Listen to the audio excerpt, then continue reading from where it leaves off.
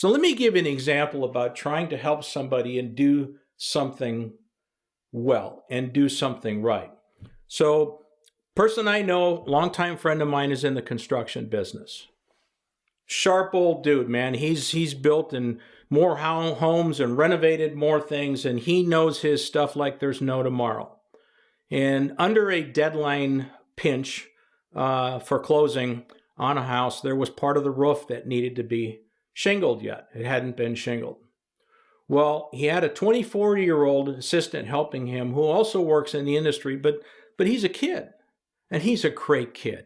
I've met him personally. I met him. I met his girlfriend. I really like this kid. And if you put your arms around him, you can help him grow and show him the way.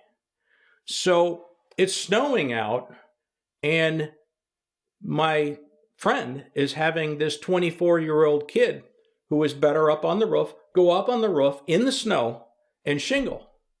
And the roof is slippery. And I'm thinking, what the heck are we doing here? First off, he may be more agile than the old guy. And truthfully, probably neither one of them should have been up there. But there was a deadline there. So how can you best help this person or understand and appreciate how much he's valued? Is it whether you make your deadline or not?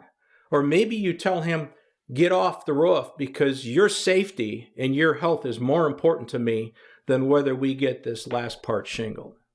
And what message are you sending him about life and what's right in your life? Long story short, my buddy had the 24-year-old get off the roof, and he went up and finished it. Great story. You got a 24-year-old, very impressionable kid, right? And his girlfriend, probably fiance, showed up there as well, where he felt valued that day. And it wasn't just about, hey, we got to finish this job. What does it feel like to really be appreciated? And do you think that by that action, that person, that young kid, felt a part of something? And that these feelings were genuine from the guy he was reporting to? Major, major story. Guys, I don't care what business you're in.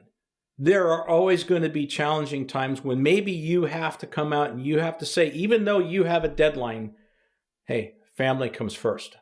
I care about you. That goes a long way. I'm not saying it's okay to miss budgets, and I'm not saying it's okay to underperform. But as a leader, you got to be strong enough to say, what can I do long-term here that's going to be the best for the organization, because we can retain somebody and we will get to these numbers when we can.